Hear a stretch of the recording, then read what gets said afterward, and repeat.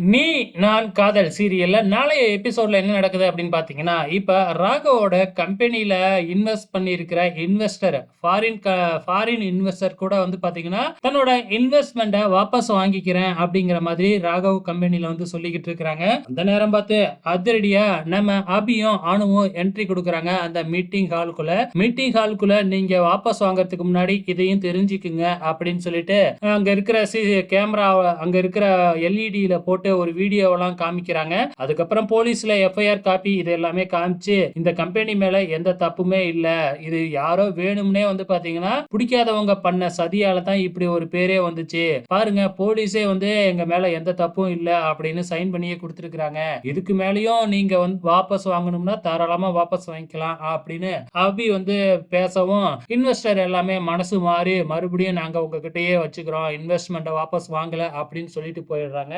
இதனால நம்ம ராகவுக்கு பயங்கர சந்தோஷம். அதே டைம்ல நம்ம லாவண்யாவோட மூஞ்சில கரிய பூசின மாதிரி ஆயிடுச்சு. இவங்க எல்லாம் இன்வெஸ்ட்மெண்ட்டை வாபஸ் வாங்கிட்டாங்கன்னா அதிகமா இன்வெஸ்ட் பண்ணிட்டு இந்த கம்பெனியை தன்னோட கண்ட்ரோல்ல வச்சுக்கலாம் அப்படிங்கிற மாதிரி லாவண்யா திட்டம் போட்டிருந்தாங்க.